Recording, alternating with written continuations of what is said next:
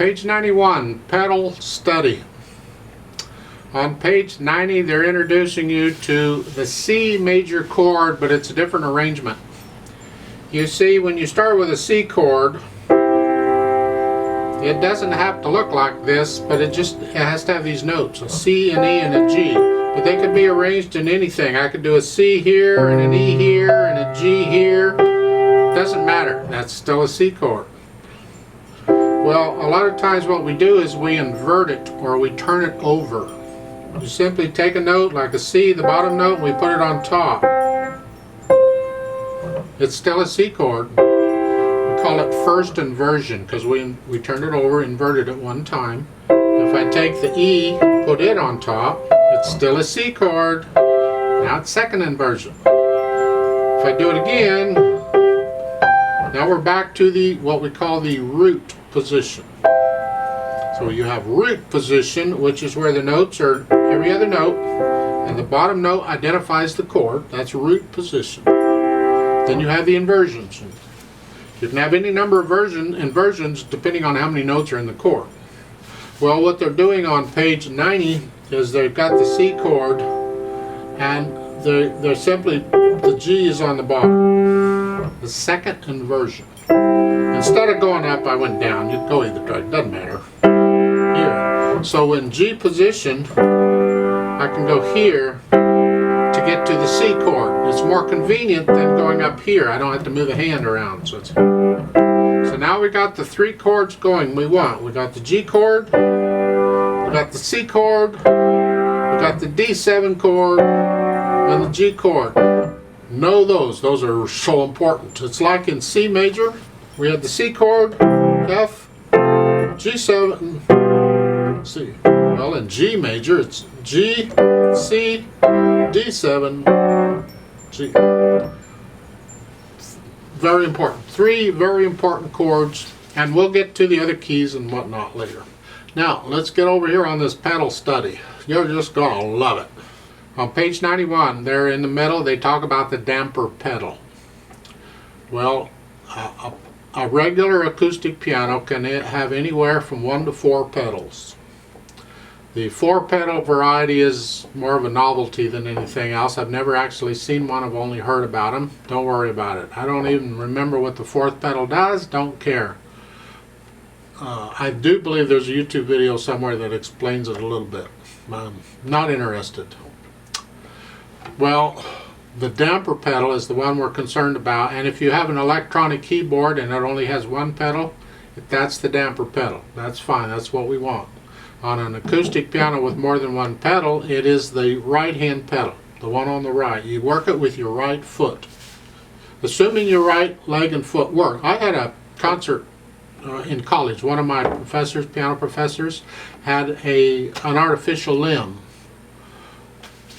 One leg was artificial, and he couldn't work the pedal with that leg, so he had to work the damper pedal with his left leg because his right leg was artificial. I mean, you got to do what you got to do, right? So, and that worked. It worked for him. He was fine. He's an amazing pianist. But most people, if both feet are working okay, then you use your right foot for the damper pedal.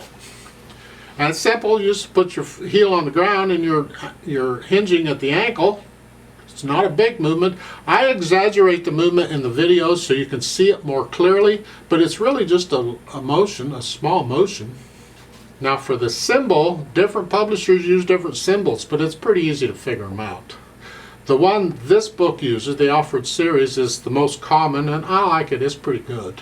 And that is, you have a line going down, a line going across, and a line going up. The line going down means you put the pedal down, push it down with your foot.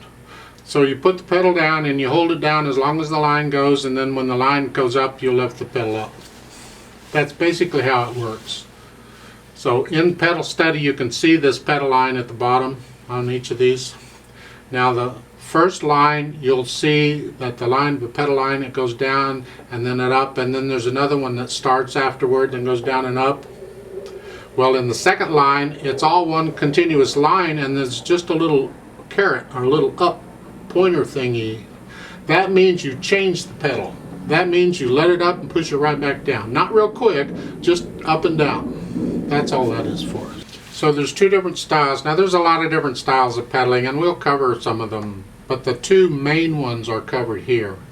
And that first one is in the first line where there's a little bit of silence going on there. Like in the first line there, where the pedal comes up, there you have a dotted half note in the right hand here. The pedal comes up with the hands and then goes down after I play the note in the next measure, so there's a little silence in there. In the first one, the pedal's down when I'm playing it, and then when I go to the next measure, I'm going to lift the pedal up with the hand and push it down right after I play the note in the next measure. So there's a little silence, and that's how that is for. In the second line, it's got that little pulse thing, and that means overlapping pedal, or lag pedal, smooth pedal, synchronized pedal. There's a lot of different names for this kind of pedaling, but it ensures there's no silence. There's always sound, and the way it works is, look at the second line. In the second measure, I have the chord playing and the pedals down. Well, when I go on here, I'm going to play the F sharp in the next measure, and right after I play the F sharp, I'm going to lift the pedal up and put it down. So the pedal overlaps the hands, or it lags behind them. So it's this, it's here. So there's always sound here. So to demonstrate the first few measures of the second line, it's here.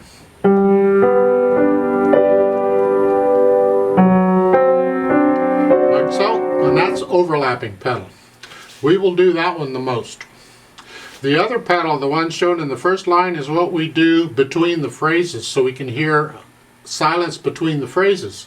Because there's no point in lifting your hand up and getting silence between the phrase if the pedal's going to keep it down. And sometimes we have to, but most of the time we'll lift it up, and I'll explain it in the pieces when we get there. Now when you learn a piece of music, always learn it without the pedal first, because the pedal adds so much sound and it combines sounds and it makes it harder to hear individual notes. So always learn it without pedal first. So make sure you have all the rhythms and all the dynamics and everything worked out here first without pedal. Get the phrasing in, everything, and when that's all fine and dandy, then you add the pedal. Damper pedal changes the tone, at least on an acoustic piano. I'm not so sure about electronic. I have to experiment some more. Don't use the pedal unless you absolutely have to, and most all pedal indications in music are suggestions. Any pedal indications I give you are suggestions. The overall idea, the ruler, the decider, is you and what you like to hear. But I've heard people sit down and they'll play a piece to pedal everything. I hope you at least learn it without pedal so you can hear it, and just add pedal where you need it, I guess is what I'm trying to say. So let's go over this pedal study with the pedal, and it is repeated. We're going to play it twice. You can do the dynamics. The first time it's medium loud, and the second time you play after you repeat it's soft. And that's everything. It's all melody. You don't have to worry about one hand louder than the other. It's all the same. I'm just going to play the notes and the pedaling. And we're going to do the pedaling just like it is. Now, even though you can't always hear the phrasing, it's like in the first few measures of the first line. There's a phrase there. We're going to lift up now, a little silence. Well, the pedal down will cover that up. Still do the technique even though the pedal's down. At least do the up and down lifting with the phrasing, whether you can hear the phrase or not. So let's try this out very slowly with the pedal and see what happens. I'll give us 3 beats. 1, ready, go. 1, 2, 3.